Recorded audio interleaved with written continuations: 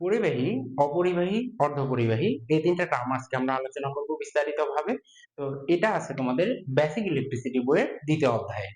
তো পরিবাহীকে ইংরেজিতে বলা হয় কন্ডাক্টর, অর্ধপরিবাহীকে ইংরেজিতে বলা হয় সেমিকন্ডাক্টর এবং অপরিবাহীকে ইংরেজিতে বলা হয় ইনসুলেটর। তো তোমাদের বইয়ে পরিবাহী, অর্ধপরিবাহী এবং অপরিবাহী সাধারণ সংজ্ঞাও আছে এবং ইলেকট্রনীয় মতবাদ অনুসারেও সংজ্ঞা আছে। তো সাধারণ সংজ্ঞাটা কি? সাধারণ সংজ্ঞা আমরা বুঝতে পারছি, পরিবাহী নামটা থেকেই মনে হচ্ছে যে কোনো কিছু এটার মধ্যে দিয়ে পরিবহন হয়। তো এটার সংজ্ঞাটা কি? যে সকল পদার্থের মধ্যে দিয়ে বিদ্যুৎ সহজেই চলাচল করতে পারে তাদেরকে আমরা বলে থাকি পরিবাহী। তাহলে অর্ধপরিবাহীটা কি? অর্ধপরিবাহী হচ্ছে যে সকল পদার্থের মধ্যে দিয়ে খুব সামান্য পরিমাণে বিদ্যুৎ চলাচল করতে পারে সেগুলোকে আমরা বলে থাকি অর্ধপরিবাহী বা সেমিকন্ডাক্টর। তাহলে অপরিবাহীটা কি? অপরিবাহী হচ্ছে যে সকল পদার্থের মধ্যে দিয়ে কোনো বিদ্যুৎ চলাচল করতে পারে না অথবা মুক্ত ইলেকট্রনের প্রবাহ ঘটে না, সেগুলোকে আমরা বলে থাকি অপরিবাহী বা ইনসুলেটর।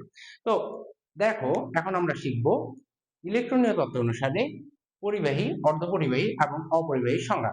তো ইলেকট্রনীয় তত্ত্ব বলতে বোঝা যাচ্ছে কি, ইলেকট্রনের ভিত্তিতে আমাদেরকে এই সংজ্ঞাটাকে সাজাইতে হবে। তাহলে দেখো, আমরা পরিবাহীর ক্ষেত্রে বলবো যে সকল পদার্থের শেষ কক্ষপথে ইলেকট্রন সংখ্যা 1, 2, 3 অর্থাৎ 4 এর কম হবে, 4 এর কম হবে। ঠিক আছে? যে সকল পদার্থের শেষ কক্ষপথে ইলেকট্রন সংখ্যা 4 এর থেকে কম হবে তাদেরকে আমরা বলবো পরিবাহী। এবং যে সকল পদার্থের শেষ কক্ষপথে ইলেকট্রন সংখ্যা 4 হবে, ঠিক আছে, 4 এর কমও না 4 এর বেশি হবে, 4 হবে, তাদেরকে আমরা বলে থাকবো অর্ধপরিবাহী। ঠিক আছে? এবং যে সকল পদার্থের শেষ কক্ষপথে ইলেকট্রন সংখ্যা 5, 6, 7 অর্থাৎ 4 এর বেশি হবে তাদেরকে আমরা বলে থাকবো অপরিবাহী। ঠিক আছে? এখন তোমরা বলতে পারো যে ভাইয়া পরিবাহী কোনগুলা, অর্ধপরিবাহী কোনগুলা এবং অপরিবাহী কোনগুলা, অথবা কন্ডাক্টর কোনগুলা, সেমিকন্ডাক্টর কোনগুলা এবং ইনসুলেটর কোনগুলা। তো আসো আমরা প্রত্যেকটারই কিছু কিছু উদাহরণ দেখে নিই, তাহলে আমরা বুঝতে পারবো আসলে এগুলো উদাহরণ কোনগুলা। যেমন পরিবাহীর ক্ষেত্রে আছে রূপা, তামা, স্বর্ণ, পিতল, টিন, পারদ ইত্যাদি। আরো অনেক উদাহরণ আছে, তো আমি তার মধ্যে কিছু কিছু দিলাম। রূপা, তামা, স্বর্ণ, পিতল, টিন, পারদ।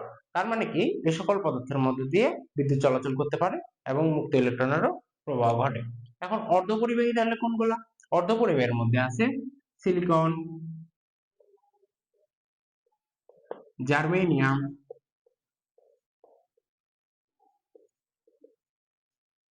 Carbon, gallium. ঠিক আছে? এখন তোমরা বলতে পারো তাহলে অপরিবাহীর মধ্যে কি আছে? অপরিবাহীর মধ্যেও অনেক কিছু আছে, যেমন কাঁচ, মাইকা, গন্ধক এবং রাবার।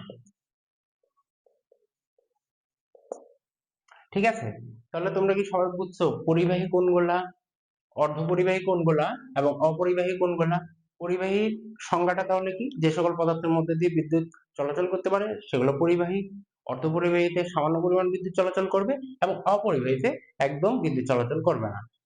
যেগুলা পদার্থে শেষ কক্ষপথে ইলেকট্রন সংখ্যা 1, 2, 3 অর্থাৎ 4 এর কম সেগুলো হচ্ছে পরিবাহী।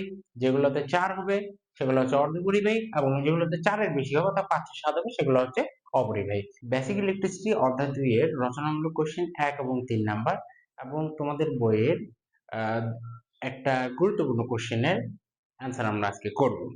সেটা কি? সেটা হচ্ছে রোধের সূত্রগুলো লেখো অথবা প্রমাণ করো যে R equal to rho L divided by A। ঠিক আছে? তো প্রশ্নটা তোমাদের দুই ভাবে আছে, দুই ভাবে থাকলেও অ্যান্সারটা আসলে একই। রোধের সূত্রগুলো লেখো অথবা প্রমাণ করো যে R equal to rho L by A। এখন দেখো, রোধ বলতে আমরা কি বুঝতেছিলাম? আমরা অবশ্যই 9 পাস করে ডিপ্লোমাতে আসছি, এখন নবম দশম শ্রেণীতে আমাদের বর্তনী ছিল, বর্তনীতে রোধ ছিল। এই রোধকে আমরা ইংরেজিতে বলতেছি রেজিস্ট্যান্স, যেটাকে প্রকাশ করা হচ্ছে আর দ্বারা। এখন রোধের কাজ কি ছিল? রোধের কাজ ছিল যে একটা বর্তনীতে বিদ্যুৎ প্রবাহে বাধা প্রদান করা, বিদ্যুৎ প্রবাহে বাধা প্রদান করা। সেই রোধেরই আমাদের এখানে সূত্র আছে। তো দেখো, রোধের প্রথম সূত্রটা আমাদের কি বলতেছে, যে একটি পরিবাহীর রোধ এর দৈর্ঘ্যের সাথে সমানুপাতিক যদি প্রস্থচ্ছেদ ও তাপমাত্রা স্থির থাকে। যদি প্রস্থচ্ছেদ এবং তাপমাত্রা স্থির থাকে। তাহলে দেখো কি বলছে, একটি পরিবাহীর রোধকে আমরা কি দ্বারা প্রকাশ করতেছি? আর দ্বারা প্রকাশ করে থাকি, এবং এর দৈর্ঘ্যের সাথে সমানুপাতিক। এখন দৈর্ঘ্যকে ইংরেজিতে আমরা কি বলতেছি? লেন্থের এল। তাহলে দেখো, যেহেতু সমানুপাতিক বলছে, সেক্ষেত্রে আর প্রপোর্শনাল টু এল, শুধুমাত্র এল। যখন এটা ব্যস্তানুপাতিক বলবে তখন হয়ে যেত 1/l। যেহেতু সমানুপাতিক বলছে, সেক্ষেত্রে আর প্রপোর্শনাল টু এল বা আর সমানুপাতিক এল। এটাকে আমরা দিয়ে দিলাম 1 নম্বর সমীকরণ। এখন দেখো 2 নম্বরে আমরা কি বলতেছি, যে একটি পরিবাহীর রোধ আর এর প্রস্থচ্ছেদের উল্টানুপাতিক বা আর ব্যস্তানুপাতিক বিষয়টা একই, ঠিক আছে? তো উল্টানুপাতিক দেখে মাথা খারাপ করার কোনো কিছু নেই, এটা মানে ব্যস্তানুপাতিক যদি দৈর্ঘ্য ও তাপমাত্রা স্থির থাকে। তো ফিজিক্সের ক্ষেত্রে প্রমাণগুলোতে দেখবা একটা যখন কাজ করবে বাকিগুলো তখন স্থির থাকে। স্থির থাকা মানে কি? কাজ না করা। স্থির বলতে আসলে কি বোঝাচ্ছে? কাজ না করা। এটা মাথায় রাখবা, ঠিক আছে? তাহলে কি বলছে, একটি পরিবাহী রোধ এর প্রস্থচ্ছেদের উল্টানুপাতিক বা ব্যস্তানুপাতিক। তো আমরা ভাঙে ভাঙে করব। একটি পরিবাহী রোধ হচ্ছে আর, এর প্রস্থচ্ছেদকে আমরা কি বলছি? প্রস্থচ্ছেদের ক্ষেত্রফল। এই যে একটা পরিবাহীর তার কি সবসময় গোলাকার হয়? তো দেখো, ক্ষেত্রফলকে আমরা কি দ্বারা প্রকাশ করি? এরিয়া এ দ্বারা। উল্টানুপাতিক মানে 1/a। একটি পরিবাহী রোধ এর প্রস্থচ্ছেদের উল্টানুপাতিক বা ব্যস্তানুপাতিক। তাহলে রোধ যেহেতু উল্টানুপাতিক বা ব্যস্তানুপাতিক বলছে, সেক্ষেত্রে প্রপোর্শনাল চিহ্ন আসবে এবং 1/a আসবে। আচ্ছা, এখন দেখো 3 নম্বরে কি বলছে, যে পরিবাহী রোধ এর উপাদানের উপর নির্ভরশীল। পরিবাহী রোধ কি বলছে? এর উপাদানের উপর নির্ভরশীল যদি দৈর্ঘ্য, প্রস্থচ্ছেদ এবং তাপমাত্রা একই হয়ে থাকে।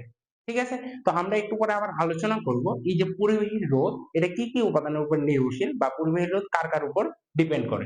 এখন দেখো, আমরা প্রমাণটা যদি করে ফেলি, আমরা এখান থেকে দুইটা সমীকরণ পাইছি। 1 নম্বর থেকে একটা সমীকরণ, 2 নম্বর থেকে আরেকটা সমীকরণ। আমরা এখন 1 ও 2 হতে পাই, লিখবো যে 1 ও 2 হতে পাই।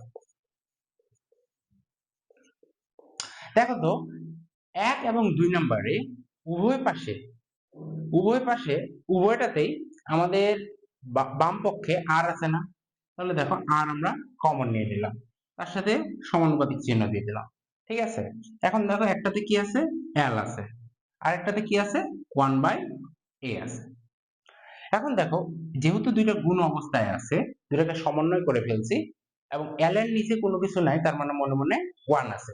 এবং যদি গুণ অবস্থায় থাকে, তাহলে কি হয়? উপরে উপরে গুণ হয়, নিচে নিচে গুণ হয়। সেক্ষেত্রে আমরা কি বলতে পারি? R proportional to L divided by A. এখন আমরা তো ফিজিক্স 1, এসএসসি ফিজিক্স সহ অনেক প্রমাণ করে আসছি, যে সমানুপাতিক যখন চিহ্ন থাকে, তারপরে যখন আমরা ফাইনাল অ্যান্সারটা আনতে চাই, সমানুপাতিক চিহ্ন উঠিয়ে আমরা একটা ধ্রুবক আনি এবং সমান চিহ্ন বসাই। তাহলে দেখো, এখানে আমরা পাইছি কি? আর প্রপোর্শনাল টু এল বাই এ। তাহলে এখানে আমরা লিখতে পারি আর ইকুয়াল টু, যখন আমরা সমানুপাতিক চিহ্ন উঠাই একটা সমান চিহ্ন আনবো, এই সমানুপাতিকের বিপরীতে আমাদের সমান চিহ্ন আসে এবং আরেকটা কি আসে? ধ্রুবক। আর এখানে এই সূত্রের ধ্রুবকটা হচ্ছে এই যে পি এর মতোই একটু উল্টা করা হবে। ঠিক আছে? পি এর মতোই হবে, কিন্তু জাস্ট একটু বাঁকানো হবে। এটাকে আমরা বলি রো। এটাকে আমরা কি বলতেছি? রো। ঠিক আছে? আর তার সাথে এল বাই এ। এটাকে আমরা কি বলতেছি? রো বলতেছি। যেটা হচ্ছে আপেক্ষিক রোধ নামে পরিচিত। সেটা কি? আপেক্ষিক রোধ নামে পরিচিত। তাহলে R equal to rho L by A rho. তোমাদের যদি বলে থাকে যে রোধের সূত্রগুলো লিখো, তাও তোমরা এইগুলা লিখে দিবা। এবং তোমাদের যদি বলে থাকে প্রমাণ করো যে R equal to rho L by A, তাও তোমরা এই জিনিসটা লিখে দিবা। এখন আমরা দেখব পরিবাহীর রোধ কি কি বিষয়ের উপর নির্ভর করে, যেটা আমাদের 3 নম্বরে বলছে।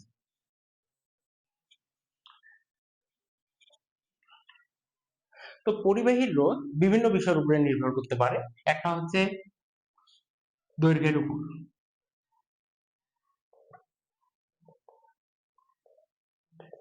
একটা হচ্ছে প্রস্থচ্ছেদের ক্ষেত্রফলের উপর,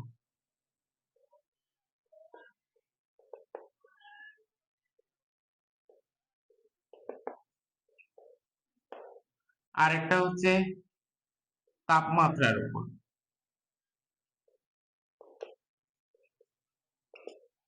আরো আমরা বলতে পারি ঘনত্বের উপর।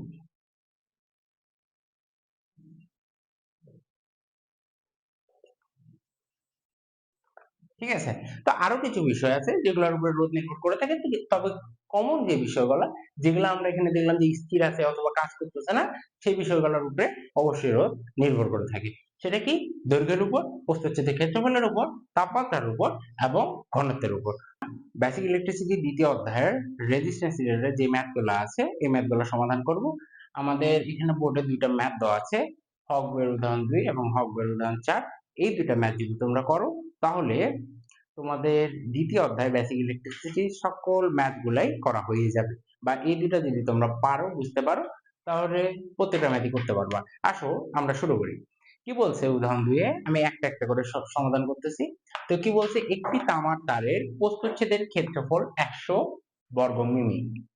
আচ্ছা, এখানে দেখো, এখানে কিন্তু বর্গ মিটার বলে নাই, বর্গ মিলিমিটার বলছে। ঠিক আছে, এই জিনিসটা মাথায় রাখতে হবে। তো ম্যাথের ক্ষেত্রে যে কোনো ম্যাথ, সেটা বেসিক ইলেকট্রিসিটি, ফিজিক্স বা জেনারেল ম্যাথ, র ম্যাথ হোক, কি করবা, যে জিনিসটা দেওয়া আছে পড়া মাত্রই ওই জিনিসটা লিখে ফেলবা। ঠিক আছে, না হলে পুরো কোশ্চেনটা পড়ার পরও দেখবা যে তোমার কোশ্চেনটা মাথায় ঢুকতেছে না। তো আমরা কি পাইলাম, যে একটি তামার তারের প্রস্থচ্ছেদের ক্ষেত্রফল, এটা পাইছি না, প্রস্থচ্ছেদের ক্ষেত্রফল। তো আমি এটা সমাধান করতেছি। ওকে, অ্যান্সার কি করতেছি, কি দেওয়া আছে? আমাদের দেওয়া আছে প্রস্থচ্ছেদের ক্ষেত্রফল, প্রস্থচ্ছেদের ক্ষেত্রফল কি দেওয়া আছে? প্রস্থচ্ছেদের ক্ষেত্রফল আমরা কি জানি? এ ইকুয়াল টু কত দেওয়া আছে? 100। দেখো দেওয়া আছে বর্গ মিলি, তার মানে মিলিমিটার স্কয়ার। কত দেওয়া আছে? Millimetre square, 100 millimetre square. ও 100 মিটার লম্বা, লম্বা তাহলে লম্বা কত, বা দৈর্ঘ্য, লম্বাকে আমরা কি বলি? দৈর্ঘ্য। তাহলে দৈর্ঘ্য কত দেওয়া আছে? L equal to 500 metre. আচ্ছা, তাহলে কি বের করতে বলছে? তারটির রোধ নির্ণয় করতে বলছে। মানে বলছে R ইকুয়াল টু ওয়াট। এবং দেখো এখানে ব্র্যাকেটে আমরা এর আগের ভিডিওতে একটা প্রমাণ করছিলাম, R equal to rho L by A। সেখানে আমরা বলছিলাম যে আপেক্ষিক রোধ হচ্ছে রো। তো এই রো এর মান আবার দিয়ে দিছে কত? দেখো, রো ইকুয়াল টু দিয়ে দিছে 1.72 ইন্টু 10 ইনভার্স 8 ওহম মিটার। ওকে, তো এই জিনিসগুলো আমাদের দেওয়া আছে। এখান থেকে আমাদেরকে আর এর মান অর্থাৎ রেজিস্ট্যান্সের মান বের করতে হবে। কিন্তু দেখো এখানে রো এর ক্ষেত্রে এককটা আছে মিটারে, দৈর্ঘ্যের ক্ষেত্রে এককটা আছে মিটারে, কিন্তু ক্ষেত্রফলের ক্ষেত্রে এককটা আছে মিলিমিটার স্কয়ারে। সেক্ষেত্রে তোদের বলে রাখি, যে কোনো ফিজিক্স, বেসিক ইলেকট্রিসিটি, অন্যান্য তোমাদের যে কোনো ডিপার্টমেন্টের সাবজেক্ট হোক না কেন, যখন এরকম ম্যাথ আসবে তোমরা এককগুলো মিলাই নিবা। ঠিক আছে, একক যদি না মিলে একই এককে করে নিবা। তাহলে এটাকে যদি আমরা মিটার করতে চাই তাহলে জাস্ট এখানে 10 ইনভার্স 6 করে দিলে মিটার স্কয়ার হয়। ওকে, তাহলে দেখো আমরা একটা সূত্র এর আগের ভিডিওতে প্রমাণ করছি, সেই সূত্রটা হলো R equal to rho L divided by A। তাহলে দেখো আমার এখানে রো এর মান দেওয়া আছে, L এর মান দেওয়া আছে, এর মানও দেওয়া আছে। তাহলে R এর মানটা বের করা আমাদের কাছে কোনো ব্যাপারই না, তোমরা বলতেছো। দেখো তাহলে আমরা বের করে ফেলি। R ইকুয়াল টু রো, দেখো তো কত দেওয়া আছে? 1.72 ইন্টু 10 ইনভার্স 8। এখানে L কত দেওয়া আছে? 500। তাহলে A কত দেওয়া আছে? 100 ইন্টু 10 ইনভার্স 6। আচ্ছা, এখন আমরা দেখে নিই ক্যালকুলেশন করে কত আসতেছে। তো তোমরা ক্যালকুলেশন করে নিবা। ঠিক আছে, তোমরা এটা ক্যালকুলেশন করলে যে অ্যান্সারটা আসবে ওটাই হবে এই ম্যাথের অ্যান্সার। ঠিক আছে, আমি ক্যালকুলেশন করে আনি নাই, আর হাতে ক্যালকুলেটর। এখন আমরা চলে যাবো দ্বিতীয় ম্যাথে। তো দেখো দ্বিতীয় ম্যাথটা কি বলা আছে, অনেকে এই দ্বিতীয় ম্যাথটা করতে যায় ভয় পায়, যাও হ্যাঁ কি এত কিছু টার্ম হাবি যাবে। তো দেখো উদাহরণ 4 কি বলা আছে? উদাহরণ 4 বলা আছে একটি তারের দৈর্ঘ্যের রেজিস্ট্যান্স 6 ওহম। কি বলছে? একটি তারের দৈর্ঘ্যের রেজিস্ট্যান্স 6 ওহম। একই পদার্থের অন্য একটি তারের রেজিস্ট্যান্স কত হবে। একই তার মানে একই পদার্থের অন্য একটি তার, মানে এখানে তার আছে দুইটা। যেহেতু দুইটা তার আছে তাহলে এই প্রথম পার্টটায় যে কথাটা বলছে এটা প্রথম তার, ঠিক আছে। তাহলে আমরা লিখে নিই যে প্রথম ক্ষেত্রে কি লিখে নিব, প্রথম ক্ষেত্রে। তাহলে প্রথম ক্ষেত্রে কি বলা আছে যে একটি তারের দৈর্ঘ্যের রেজিস্ট্যান্স মানে রেজিস্ট্যান্স R1, যেহেতু প্রথম ক্ষেত্রে তাহলে R1 দিই। R1 কত দেওয়া আছে 6 ওহম, ঠিক আছে। তারপরে দেখি কি বলছে, একই পদার্থের অন্য একটি তারের রেজিস্ট্যান্স কত হবে যদি এর দৈর্ঘ্য প্রথমটির 3 গুণ হয়। তাহলে আমরা ধরে নিই প্রথম ক্ষেত্রে এটা দৈর্ঘ্য, দৈর্ঘ্য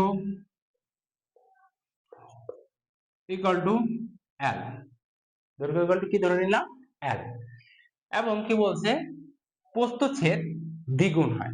কার দ্বিগুণ হয়, প্রথমটার দ্বিগুণ হবে। তাহলে আমরা প্রথমটার প্রস্থচ্ছেদ ধরি, প্রস্থচ্ছেদ বা প্রস্থচ্ছেদের ক্ষেত্রফল আমরা ধরে নিলাম A, ঠিক আছে। এগুলা কোনো কিছু কিন্তু দেওয়া নাই, শুধুমাত্র দেওয়া আছে R1 ইকুয়াল টু বা R ইকুয়াল টু দেওয়া আছে কত 6 ওহম। তোমরা চাইলে এখানে L1 A1 ও ধরতে পারো, ঠিক আছে। যেহেতু R1 এটা ধরছো, তোমরা চাইলে এটাকে L1 A1 ও ধরতে পারো অথবা এটাও ধরতে পারো, কোনো সমস্যা নাই। তো আমরা এখন দেখবো যে দ্বিতীয় ক্ষেত্রে যেহেতু দুইটার সাথে তুলনা করছে সেক্ষেত্রে কি হবে। দেখো এখানে যেহেতু একই পদার্থের অন্য একটি তার, সেক্ষেত্রে আমাদের এখানে দুইটারই যে আপেক্ষিক রোধটা এটা সমান হবে। কি হবে, সমান হবে। তার মানে আমরা বলতে পারি ρ1 ইকুয়াল টু হবে ρ2 ইকুয়াল টু আমরা লিখতে পারি রো, আমরা ধরে নিবা যে rho rho equal to ρ1 equal to ρ2। কারণ কি, একই পদার্থে যেহেতু তার, সেক্ষেত্রে সবকিছু একই হওয়ার কথা। তো দেখো দ্বিতীয় ক্ষেত্রে কি বলছে, প্রথমটার সাথে তুলনা করছে। কি বলছে, যদি এর দৈর্ঘ্য প্রথমটির 3 গুণ, আমরা প্রথমটার দৈর্ঘ্য কি ধরছি L, প্রথমটার 3 গুণ। তাহলে প্রথমটার দৈর্ঘ্য যদি L হয়, প্রথমটার 3 গুণ, তাহলে কি হবে, তাহলে এটা দৈর্ঘ্য আমরা এইভাবে লিখে নিই, তাহলে তোমাদের সুবিধা হবে। দৈর্ঘ্য L1 ইকুয়াল টু L এবং প্রস্থচ্ছেদ A1 ইকুয়াল টু A। তাহলে প্রথমটার 3 গুণ, তাহলে L2 ইকুয়াল টু কি হবে 3L। প্রথমটার দৈর্ঘ্য L1 ইকুয়াল টু যদি L হয়, তাহলে কি বলছে A এর দৈর্ঘ্য মানে দ্বিতীয়টার দৈর্ঘ্য প্রথমটার 3 গুণ, মানে L2 ইকুয়াল টু হবে 3L, এবং প্রস্থচ্ছেদ দ্বিগুণ হয়। তাহলে প্রথমটার প্রস্থচ্ছেদ A1 ইকুয়াল টু যদি A হয়, তাহলে দ্বিতীয়টার প্রস্থচ্ছেদ A2 ইকুয়াল টু হবে 2A। বুঝতে পারছো, মানে প্রথমটার সাথে দ্বিতীয় তারটাকে তুলনা করছে। এখন দুইটার মধ্যে কম্পারিজন করে আমাদেরকে মানটা বের করতে হবে। ওকে, তাহলে দেখো, আর এখানে ρ1 equal to ρ2 equal to rho, কারণ কি, কারণ হচ্ছে দুইটা তারই একই পদার্থের, কারণ কি দুইটা তারই একই পদার্থের। এখন আমরা যদি R2 বের করতে চাই, আমাদের কি বের করতে বলছে, দ্বিতীয় তারের রেজিস্ট্যান্স কত হবে, কি বলছে দ্বিতীয় তারের রেজিস্ট্যান্স কত হবে। তাহলে আমরা R2 যদি বের করতে চাই, আমরা কম্পারিজন করতে পারি। দেখো আমরা আসলে কি জানি যে R1 ইকুয়াল টু রো, যেহেতু ρ1 ইকুয়াল টু রো, তাহলে rho L1 equal to L divided by A1 equal to A। আবার এখান থেকে কি পাচ্ছি, এটাকে আমরা 1 নম্বর সমীকরণও দিতে পারি চাইলে। আবার দ্বিতীয় ক্ষেত্র থেকে কি পাচ্ছি, দেখো R2 ইকুয়াল টু 3L, আর থাকতেছে রো, আর নিচে হচ্ছে 2A। আমি ডিরেক্ট করে দিচ্ছি। তো প্রথম ক্ষেত্র থেকে আমরা পাচ্ছি এই জিনিসটা, দ্বিতীয় ক্ষেত্র থেকে আমরা পাচ্ছি এই জিনিসটা। প্রথম ক্ষেত্র থেকে পাচ্ছি কি R1 equal to rho L divided by A, দ্বিতীয় ক্ষেত্র থেকে আমরা পাচ্ছি R2 equal to rho 3L divided by 2A। এখন একটাকে 1 নম্বর সমীকরণ দিছি, আরেকটাকে দিছি 2 নম্বর সমীকরণ, ঠিক আছে। এখন আমরা কি করতে পারি, এখন আমরা দুটো সমীকরণকে ভাগ করে দিতে পারি। দেখো তোমরা যদি, আমার এখানে যদি জায়গা নাই, আমি উপরের ইয়াগুলো মিশাই দিচ্ছি, হ্যাঁ উপরেরটা যেহেতু করে ফেলছি।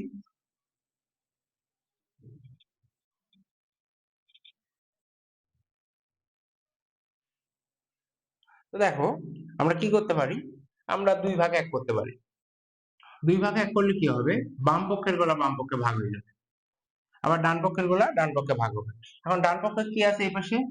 এই পাশে ডান পক্ষে উপরে আছে rho 3l divided by 2a। আবার নিচে কি আছে? Rho l divided by a। ঠিক আছে? তাহলে এবার বাম পক্ষে যা আছে তাই আমরা রাখে দিলাম, r2 ডিভাইডেড বাই r1 রাখে দিলাম। এখন দেখো এখানে মাঝখানে একটা ভাগ চিহ্ন আছে এবং ভাগের উপরে একটা ভগ্নাংশ আছে এবং ভাগের নিচে একটা ভগ্নাংশ আছে। সেক্ষেত্রে আমরা কি করব? প্রথমে উপরের ভগ্নাংশটাকে হুবহু যা আছে তাই রাখে দিব। ঠিক আছে?